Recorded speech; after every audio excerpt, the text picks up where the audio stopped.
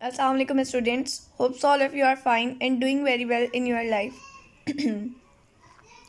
अच्छा मेरे स्टूडेंट्स, अब हम जो हमारा दूसरा टॉपिक है उसको स्टार्ट करने जा रहे हैं, जो हमारे पास है एनारोबिक रेस्पिरेशन। एनारोबिक रेस्पिरेशन आपके पास ऐसी रेस्पिरेशन टाइप होती है जिसके अंदर आप ऑक्सीजन की एब्सेंस में जो है वो वर्क कर रहे होते हैं। ठीक है, लाइक आपके पास होता है लैक्टिक एसिड फर्मेंटेशन।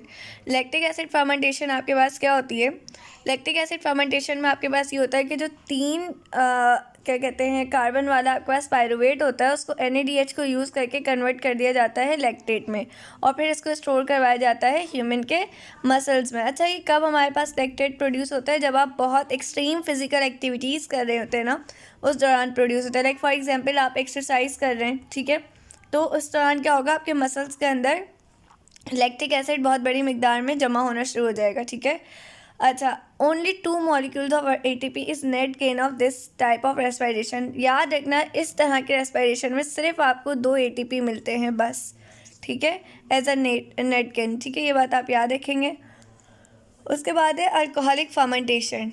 देखें, अल्कोहलिक फर्मेंटेशन आपके पास ऐसी एनारोबिक रेस्पिरेशन होती है जिसके अंदर 3 कार्बन कंटेनिंग कंपाउंड, जो पायरुवेट है, याद रखिएगा इसके अंदर 3 कार्बन होते हैं, आपसे पूछे जा सकता हैगा।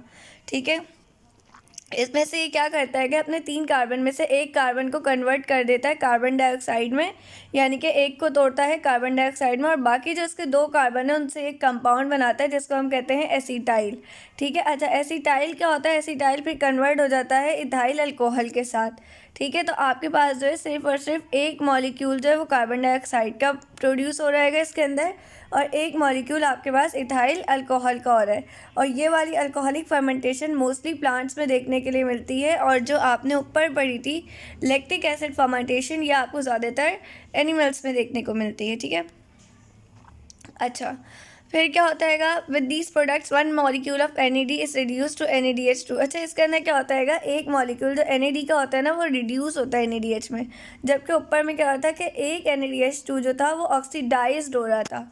ठीक है, फर्स्ट स्टेप के अंदर आपके पास यही होता है। आप यहाँ पर देख सकते हैं कि आपके पास ये पायरुवेट है, पहले इसकी आपके पास डीकार्बोक्सिलेशन हुई तो आपके पास कार्बन डाइऑक्साइड और एसिटाइल बन गया। सब बोलेंगे मिस 2 कार्बन डाइऑक्साइड के मॉलिक्यूल्स कैसे? क्योंकि पायरुवेट भी 2 हैं। ठीक है, अब फिर क्या हुआ? फिर ये एसिटाइल जो था इसकी रिडक्शन हुई। ठीक है, और क्या हुआ कि आपके पास इथाइल अल्कोहल बन गया, यानी कि आपके पास वो जो NADH बनता है ना फर्स्ट स्टेप से, वो दोबारा से सेकंड स्टेप में क्या हो जाता है? NAD में कन्वर्ट हो जाता है।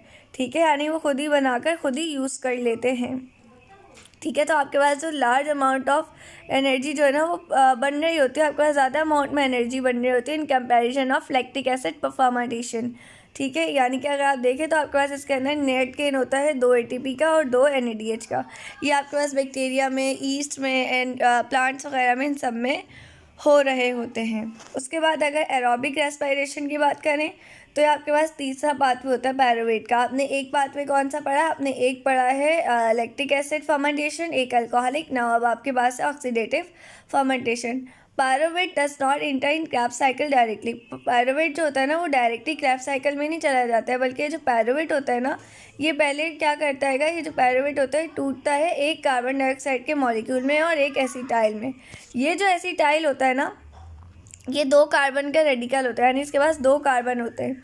ये एसिटाइल क्या करता है? एसिटाइल इंटर हो जाता है आपके माइटोकॉन्ड्रिया के अंदर। ठीक है, ये जो एसिटाइल ग्रुप है ना, आपको नज़र आ रहा है, ये एसिटाइल ग्रुप ये इंटर हो जाएगा किसके अंदर? माइटोकॉन्ड्रिया के अंदर इंटर हो जाएगा।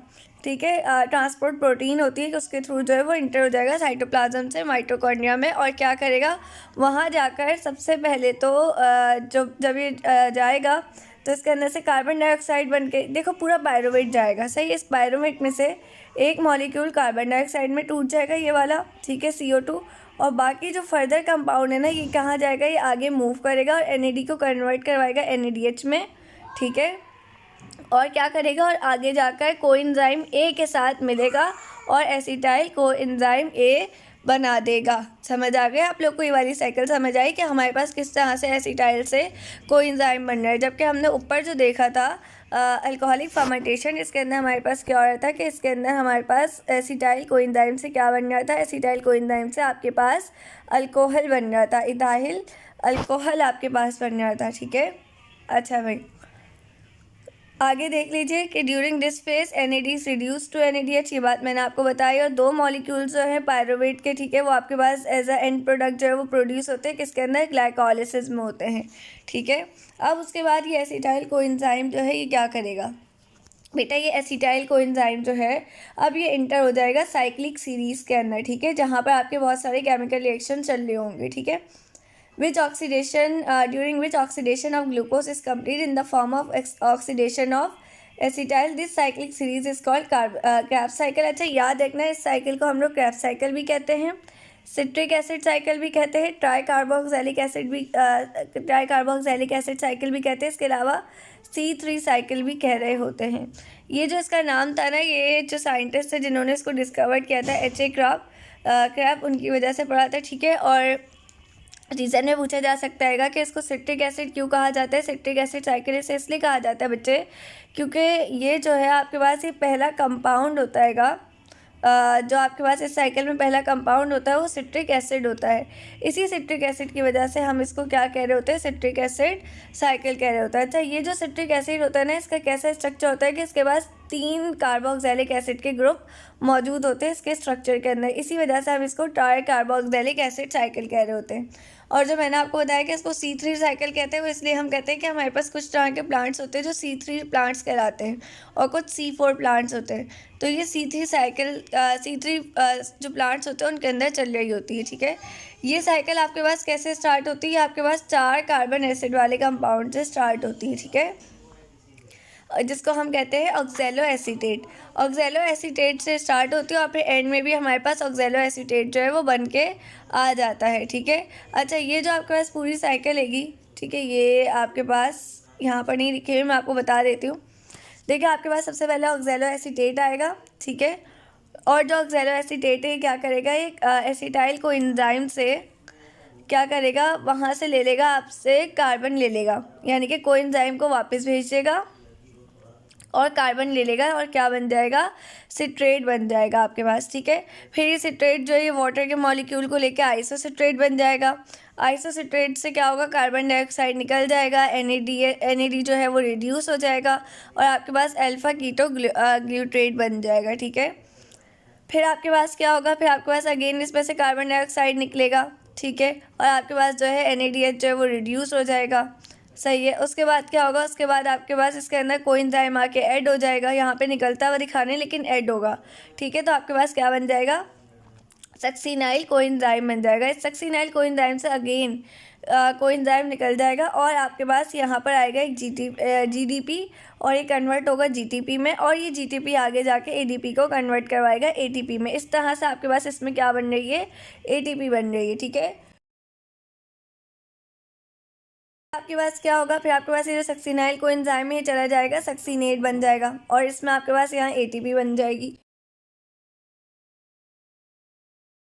अच्छा भाई उसके बाद क्या होगा, सॉरी फॉर इनकॉन्वेनियंस। अच्छा उसके बाद आपके पास क्या होगा, फिर आपके पास FAD आएगा, ठीक है, वो कन्वर्ट हो जाएगा FADH में, रिड्यूस हो जाएगा और आपके पास फ्यूमलेट बन जाएगा।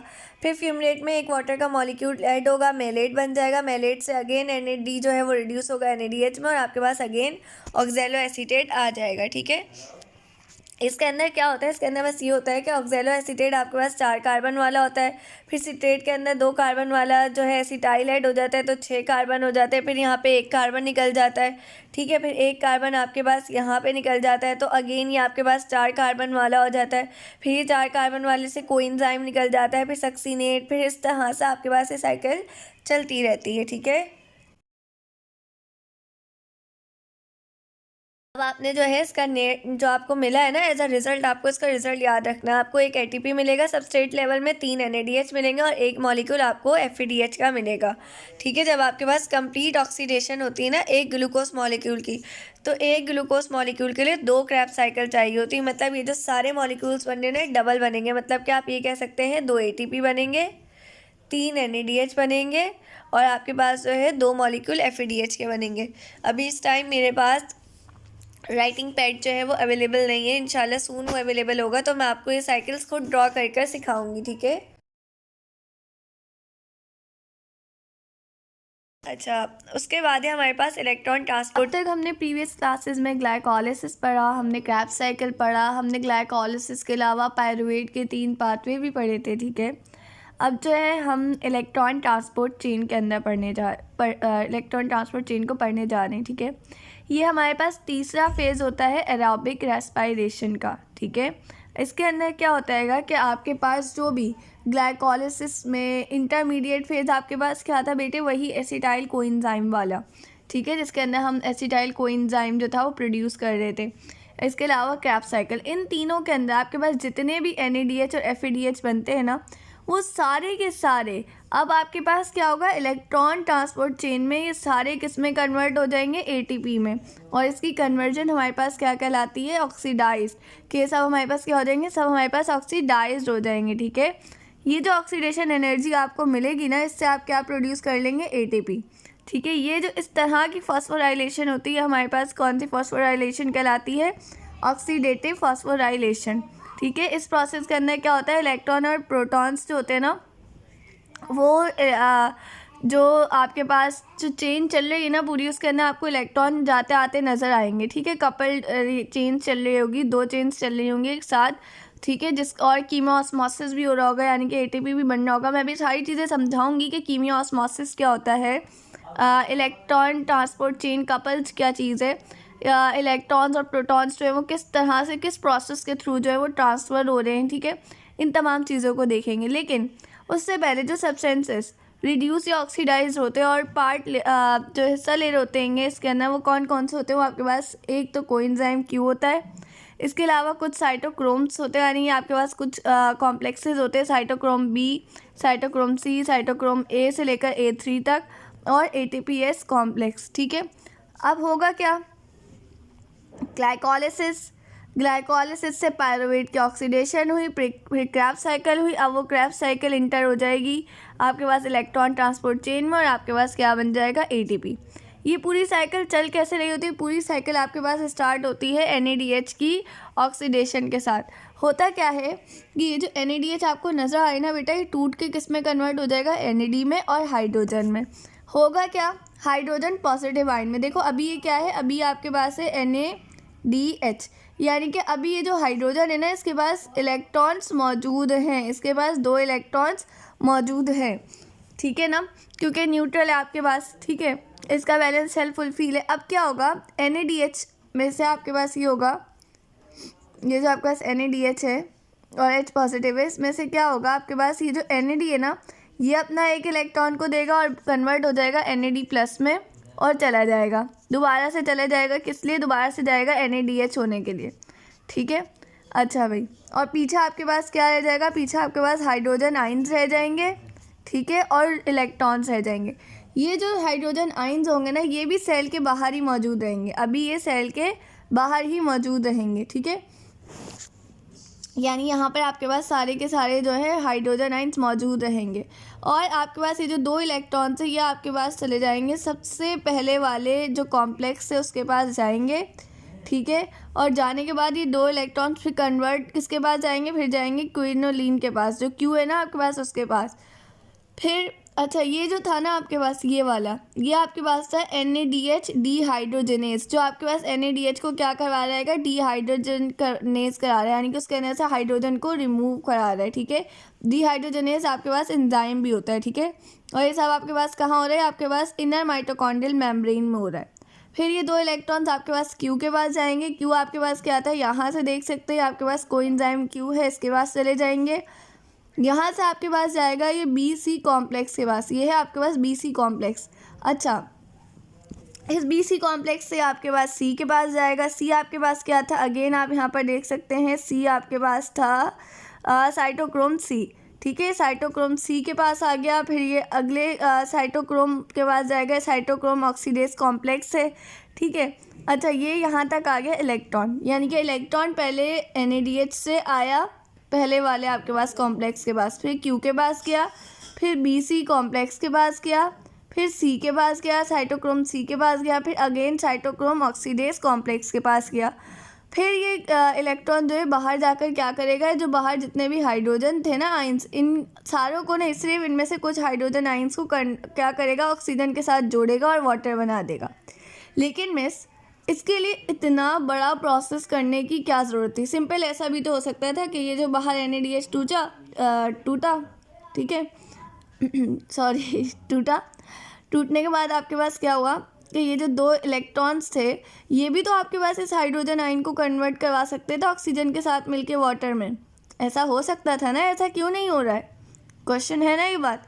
देखो होता क्या है, ये इलेक्ट्रॉन यहाँ से यहाँ गया, इसने अपनी कुछ एनर्जी यहाँ पे ज़ाया कर दी, फिर ये इस जगह से यहाँ गया, फिर इसने अपनी कुछ एनर्जी ज़ाया कर दी। अब इसकी एनर्जी का क्या होगा, इसकी एनर्जी से बाहर जो इतने सारे हाइड्रोजन आइंस हैं, हाइड्रोजन आइंस बाहर बहुत सारे हैं, वो सारे हाइड्रोजन आइंस अंदर लेकर आए जाएंगे, यानी कि अंदर बहुत सारे के सारे अब इनर साइड पर आना शुरू हो जाएंगे, ठीक है, इनर माइटोकॉन्ड्रिया के अंदर आना शुरू हो जाएंगे बाहर से। लेकिन अभी भी बाहर कुछ हाइड्रोजन आइंस मौजूद हैं, ये हाइड्रोजन आइंस वाटर में कन्वर्ट हो जाएंगे इन 2 इलेक्ट्रॉन्स को लेकर, और ये जो हाइड्रोजन आइंस अंदर आ गए हैं अब इनका क्या होगा बेटा, इनका ये होगा कि हाइड्रोजन आइंस जो है ना, इनको दोबारा से सेल के बाहर निकाला जाएगा यहाँ से। जब इसको बाहर निकाला जाएगा तो बाहर फिर से हाइड्रोजन आयन ज़्यादा हो जाएंगे और ये हाइड्रोजन आयन फिर से वाटर बनाने में लग जाएंगे। जब ये हाइड्रोजन आयन्स बाहर निकलेंगे ना तो होगा क्या कि बाहर हाइड्रोजन आयन्स कम होंगे, ठीक है, और अंदर ज़्यादा होंगे, तो हम इनको पैसिव ट्रांसपोर्ट के ज़रिए निकाल देंगे, यानी कि हमें इनको ATP लगाकर बाहर नहीं निकालना होगा, हमें इनके लिए कोई एनर्जी नहीं चाहिए होगी, बिना एनर्जी के बाहर चले जाएंगे। लेकिन जब ये बाहर जाएंगे ना तो ये कुछ एनर्जी को देकर जाएंगे, वो जो एनर्जी है वो आपके पास ADP को कन्वर्ट करवा देगी, किस में, ATP में। तो जो हमारे पास ADP को ATP में कन्वर्ट करवा रही है इसको हम कहते हैं ATP सिंथेस। क्लियर? तो ये जो पूरा आपने पढ़ा ये इलेक्ट्रॉन ट्रांसपोर्ट चेन थी, और ये आपके पास कीमियोऑस्मोसिस, और यही सारी चीज़ें आपके पास यहाँ पे लिखी हुई है कि ऑक्सीडेशन ऑफ NADH से स्टार्ट होगा, 2 इलेक्ट्रॉन्स मिलेंगे, 2 हाइड्रोजन आइंस मिलेंगे और साथ में कुछ एनर्जी भी मिलेगी। एनर्जी जो है ये पहला मॉलिक्यूल पहले बनाएगी ATP का, और बाकी जो NADH है वो ऑक्सीडाइज होते जाएंगे कोएंजाइम Q के पास। FADH जो है वो भी ऑक्सीडाइज होगा, यहाँ पर आपने देखा था कि FADH जो है वो दोबारा से ऑक्सीडाइज हो रहा था, और इसके भी 2 इलेक्ट्रॉन्स जो हैं वो भी आगे मूव करेंगे, ठीक है। अच्छा भाई, तो इस तरह से आपके पास ये सारी की सारे जो हैं साइटोक्रोम से गुजर के आपके पास क्या होगा, आपके पास जो है ATPase कॉम्प्लेक्स के पास जो है एनर्जी लिबरेट हो जाएगी। ये जो एनर्जी होगी ना आपके पास, ये आपके पास क्या करेगी, और ATP के मॉलिक्यूल्स बनाएगी। After it cytochrome is oxidize by 2 enzyme cytochrome A and A3 in the last cytochrome A3 is oxidized by an atom of oxygen and electrons arrived with proton, a molecule of water is formed। हमने देखा था कि हमारे पास पानी का molecule किस तरह से बन रहा था, यहाँ पे वही बात लिखी हुई है। अच्छा भाई, ये जो हमारे पास ATP की सिंथेसिस होती है ना इलेक्ट्रॉन ट्रांसपोर्ट चेन में, ठीक है, और किसकी प्रेजेंस में हो रही होती है, ऑक्सीजन में की प्रेजेंस में, इसको हम कहते हैं ऑक्सीडेटिव फॉस्फोराइलेशन। अभी जैसे आपने ऊपर पढ़ा था कि ATP मॉलिक्यूल्स होते हैं 3 स्टेप्स के, आपके पास जो है वो 3 स्टेप्स में चल रहे होते हैं, ठीक है। अच्छा, ये कहाँ पे, ये किस तरह से टेक प्लेस हो रहे होते हैं, ये आपके पास माइटोकॉन्ड्रिया की कहाँ पे चल रहा होता है, मतलब ये पूरा का पूरा रिएक्शन ये आपके पास माइटोकॉन्ड्रिया की इनर मेम्ब्रेन क्रिस्टाई में चल रहा होता है, ठीक है। कंप्लीट ऑक्सीडेशन जो होती है ग्लूकोज मॉलिक्यूल्स की, उससे आपके पास क्या मिलता है इस पूरी साइकिल से, यानी कि आपके पास ग्लूकोज की साइकिल में ग्लाइकोलिसिस हुई, इंटरमीडिएट रिएक्शन हुआ, क्रेब्स साइकिल के प्रोसेस चला, इलेक्ट्रॉन ट्रांसपोर्ट चली, इन सब से आपके पास जो टोटल ATP बनते हैं ना वो 36 ATP बनते हैं। ये याद रखिएगा, ये MCQs में पूछा जाता है।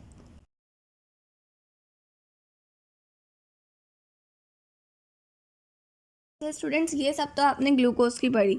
अब आपके पास कुछ सेलुलर रेस्पिरेशन प्रोटीन और फैट्स की भी होती है, यानी कि आपके पास अगर ग्लूकोज बहुत ज़्यादा मौजूद नहीं है, यानी कि आपके पास ग्लूकोज की एब्सेंस है, लेकिन हमें तो एनर्जी चाहिए ना। अब इस केस में हम क्या करेंगे, इस केस में लिविंग ऑर्गेनिज्म जो है वो अपने फैट्स को, या अगर बहुत ज़्यादा फैट्स भी मौजूद नहीं है यानी बीमारी की कैफियत है, तो वो अपने प्रोटीन्स को यूज़ करते हैं। मतलब बीमारी में मोस्टली ऐसा होता है कि फैट्स वगैरह नहीं यूज़ होते, तो प्रोटीन को यूज़ करके आपके पास एनर्जी को बनाया जाता है, ठीक है। फैट्स जब टूटते हैं ना तो फैट्स से आपके पास ना 2 चीज़ें मिलती हैं। फैट्स जब टूटते हैं तो आपके पास ग्लिसरॉल और फैटी एसिड्स मिलते हैं, ठीक है। ग्लिसरॉल और क्या मिलता है, फैटी एसिड। फैटी एसिड के आपके पास 3 मॉलिक्यूल्स मिलते हैं, ठीक है। अच्छा, उसके बाद ये जो ग्लिसरॉल होता है ना, इसको कन्वर्ट करवाया जाता है किसके अंदर, ग्लिसरॉल्डिहाइड के अंदर। ये बात तो आपने भी देखी थी कि जब हम ग्लूकोज को तोड़ रहे थे ग्लाइकोलिसिस में, तो ग्लूकोज भी आपके पास एक कंपाउंड में कन्वर्ट हो रहा था ग्लिसरॉल्डिहाइड में, फिर उसको हम पायरुवेट में कन्वर्ट कर रहे थे। तो आप इसमें भी ये देखें कि ग्लिसरॉल जो है आपके पास ग्लिसरॉल्डिहाइड में कन्वर्ट हो रहा है, ठीक है। अच्छा भाई, which is one of the triose sugar molecule produce during glycolysis. ये देखो, ये आपके पास वही कंपाउंड है जो आपके पास किसमें, ग्लाइकोलिसिस में बन जाता। अच्छा, फैटी एसिड जो होता है ना, ये जो फैटी एसिड है ये किस में कन्वर्ट होता है, फैटी एसिड आपके पास कन्वर्ट होता है एसिटाइल कोएंजाइम में। आपको पता है एसिटाइल कोएंजाइम भी हमारे पास कब बन गया था, पायरुवेट के बाद। यानी कि फैट से ग्लिसरॉल या फैटी एसिड, ये दोनों के दोनों किस में कन्वर्ट हो रही है, उन्हीं कंपाउंड्स में कन्वर्ट हो रहे हैं जो हम लोग ग्लाइकोलिसिस के दौरान जिसमें कन्वर्ट होते थे, ठीक है। फिर क्या होगा, फिर ये एसिटाइल कोएंजाइम आपके पास अगेन क्रैब्स साइकिल में चला जाएगा। इसी तरह से जो ग्लिसरॉल्डिहाइड है ये भी क्रैब्स साइकिल में चला जाएगा। तो ये फैट्स का देखो दोबारा से सारी चीज़ें वही हो गई, ऐसा ही है। अच्छा भाई, अब क्या है, अमाइनो एसिड्स। अमाइनो एसिड्स जो होते हैं प्रोटीन के, एक सेकेंड।